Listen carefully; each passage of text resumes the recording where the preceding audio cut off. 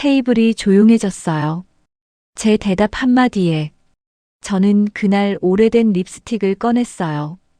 거의 다 닳아서 모양도 이상한 거였는데 오랫동안 서랍 안에만 있던 거였는데 그걸 바르면서 거울을 봤어요. 내 얼굴인데 낯설더라고요. 그날 저는 오랜만에 사람들 앞에 나갔어요. 그리고 알았어요. 내가 거기 왜 갔는지를. 근데 그게 제가 생각했던 이유가 아니었어요. 그날 테이블이 조용해졌을 때 저는 웃고 있었어요. 웃어야 한다고 생각했거든요. 당황하거나 울거나 말문이 막히면 진다는 걸 알았으니까요. 그래서 웃었어요. 입꼬리를 올리고 눈가에 주름을 만들고 아무렇지도 않은 사람처럼요. 그런데 그 웃음이 얼마나 힘들었는지는 그 자리에 있던 사람 중에 아무도 몰랐을 거예요. 저만 알았어요. 제 이름은 신윤정이에요. 올해 55이 됐어요. 아침 7시면 일어나서 간단하게 밥 한 그릇 먹고 버스를 탑니다. 오늘은 어느 집인지, 오늘은 어디를 닦아야 하는지, 그걸 생각하면서요. 파출부 일을 한 지 꽤 됐어요. 처음엔 이 일이 낯설고 솔직히 말하면 부끄럽기도 했는데 지금은요. 그냥 제 일이에요. 제 하루예요. 그렇게 생각하기로 했어요. 그날 전화가 온 건 오후였어요. 저장되지 않은 번호였는데 받았더니 유나였어요. 박유나. 고등학교 때부터 지금까지 그나마 연락이 이어지는 유일한 친구예요. 윤정아, 나야. 동창회 하는데 너 올 수 있어? 전화기를 든 손이 잠깐 멈췄어요. 동창회.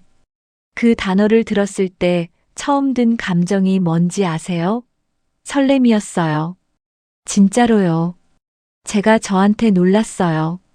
이런 처지에 설레다니 싶어서요. 나는 좀 그래, 유나야.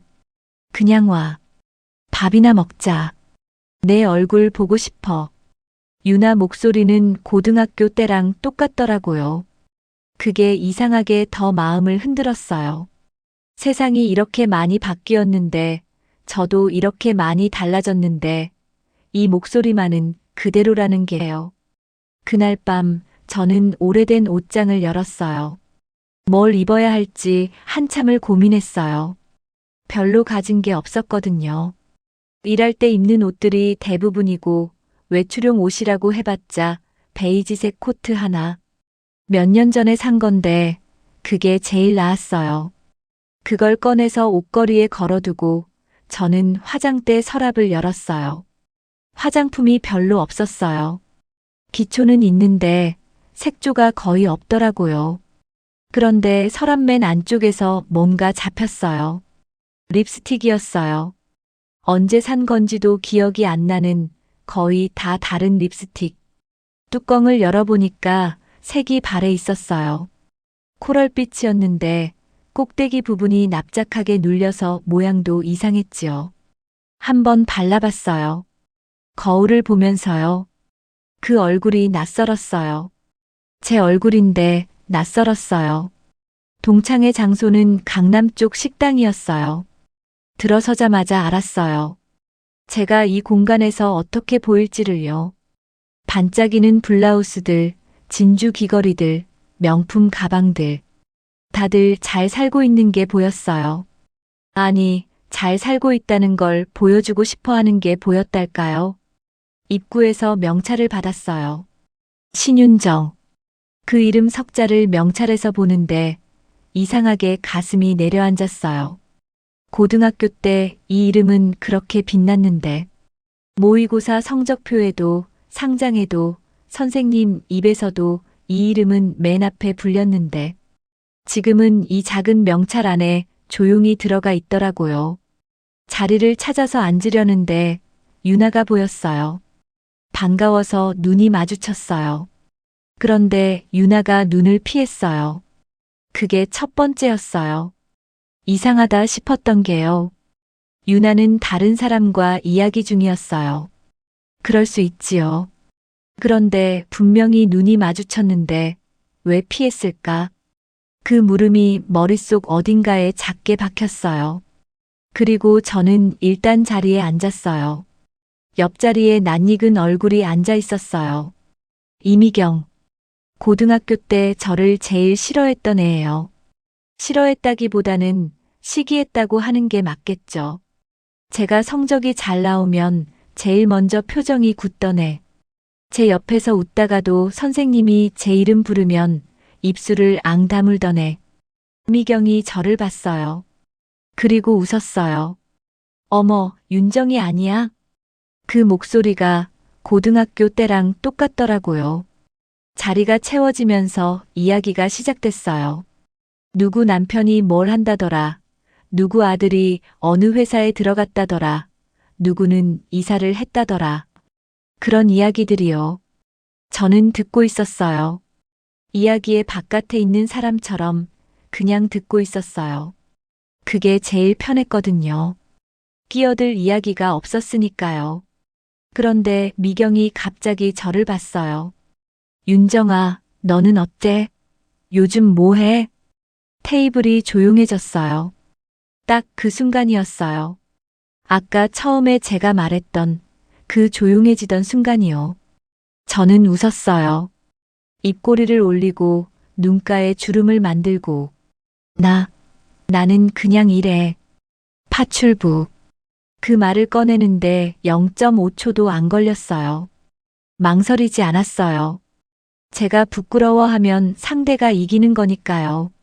그걸 아는 사람이었거든요, 저는. 평생 그런 상황을 이기면서 살았으니까요. 그런데 테이블의 침묵이 길어졌어요. 누군가 작게 헛기침을 했어요. 누군가 물잔을 들었어요. 그리고 미경이 웃었어요. 크게 웃지 않았어요. 그냥 살짝 입꼬리만 올렸어요. 그게 더 아팠어요. 큰 소리로 비웃는 게 아니었거든요. 그냥 그 침묵을 즐기는 것 같은 그 입꼬리였어요. 마치 그걸 기다려왔다는 것처럼요. 저는 계속 웃었어요. 음식이 나왔어요. 다들 다시 이야기를 시작했어요. 저는 젓가락을 들었어요. 그리고 유나를 찾았어요. 유나는 테이블 반대쪽 끝에 앉아서 다른 사람이랑 이야기하고 있었어요. 아까부터 계속요. 저랑 한 번도 눈을 마주치지 않으면서요. 그 두 번째 이상함이 첫 번째랑 합쳐졌어요. 유나가 왜 저를 불렀을까? 이 자리에 불러서 이 사람들 앞에 저를. 그때 옆에서 미경이 말했어요.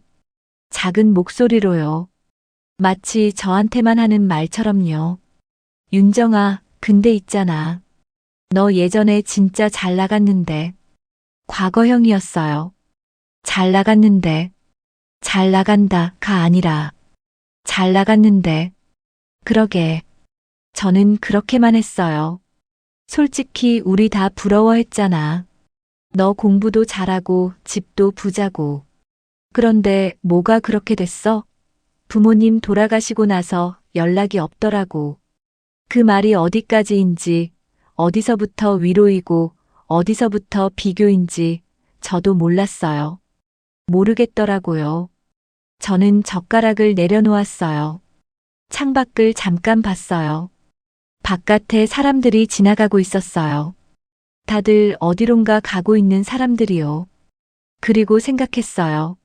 내가 오늘 여기 왜 왔지? 과거의 나를 확인하러 온 건 아니었어요. 이미 알고 있으니까요.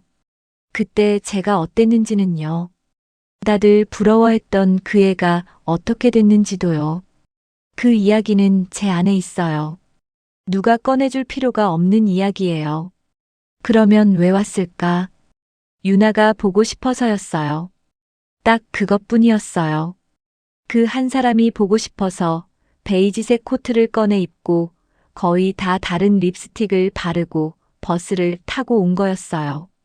그런데 그 유나가 오늘 한 번도 제 옆에 오지 않았어요. 그때였어요.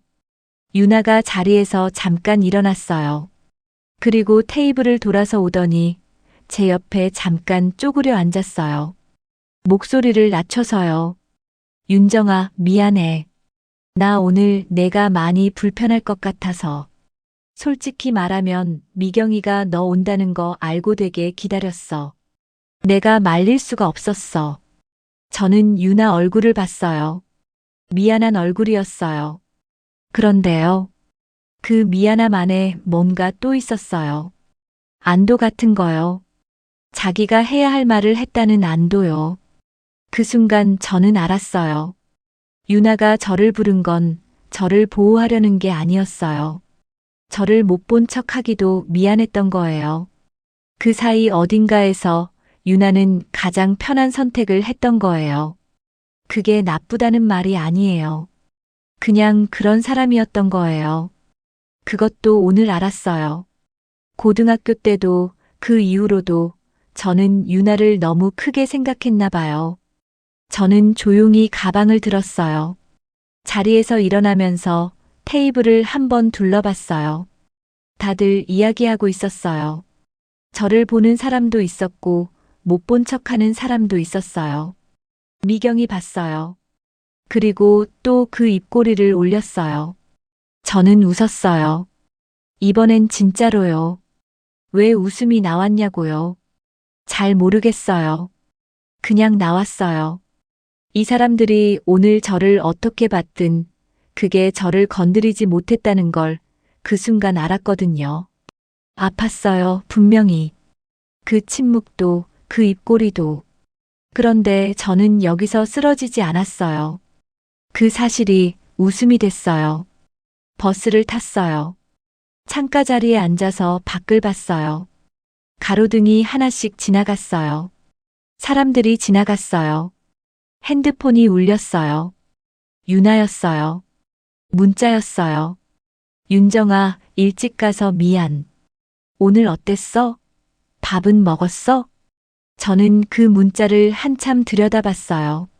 어땠냐고요? 밥은 먹었냐고요? 이 두 문장 안에 오늘 유나의 전부가 있었어요. 신경 쓰이는 건 맞는데 같이 있어주지는 못하는. 미안한 건 맞는데 그 미안함보다 자기 편함이 조금 더 큰. 그런 사람이었어요, 유나도. 저는 핸드폰을 가방에 넣었어요. 답장을 보내지 않았어요. 집에 돌아와서 코트를 벗었어요. 화장대 앞에 앉았어요. 거울에 제 얼굴이 보였어요. 립스틱이 많이 지워져 있었어요. 남은 게 거의 없었어요. 서랍을 열어서 그 립스틱을 꺼냈어요. 거의 다 다른 뚜껑이 헐거운 코랄빛이 바랜 립스틱. 한참 들여다봤어요. 버릴까 했어요. 그런데 그냥 다시 넣었어요. 서랍 맨 안쪽에요. 아직 조금은 남아있으니까요. 오늘 저는 동창회에 갔다 왔어요. 놀림도 받았고, 침묵도 들었고, 친구 얼굴에서 미안함과 안도가 섞인 표정도 봤어요. 그런데요. 집에 돌아와서 코트를 벗고 거울을 보면서 저는 생각했어요. 내가 오늘 졌나? 아닌 것 같아요. 이겼나? 그것도 아닌 것 같아요. 그냥 다녀왔어요. 그리고 그 정도면 충분하다고 오늘은 그렇게 생각하기로 했어요. 내일 아침에도 버스를 탈 거예요. 남의 집 바닥을 닦을 거예요. 창문을 닫다가 햇빛이 들어오면 잠깐 멈추고 볼 거예요. 그 빛이 꽤 좋거든요. 그게 제 하루예요. 유나에게서 그날 이후로 2번 더 문자가 왔어요. 저는 아직 답장을 보내지 않았어요. 언제 보낼지는 아직 모르겠어요. 오늘 신윤정 씨 이야기 어떠셨나요? 크게 울지도 소리치지도 않았는데 어딘가 마음 한켠이 무거운 분들 계실 것 같아요. 그런 이야기들 앞으로도 조용히 들고 올게요. 다음에 또 뵙겠습니다.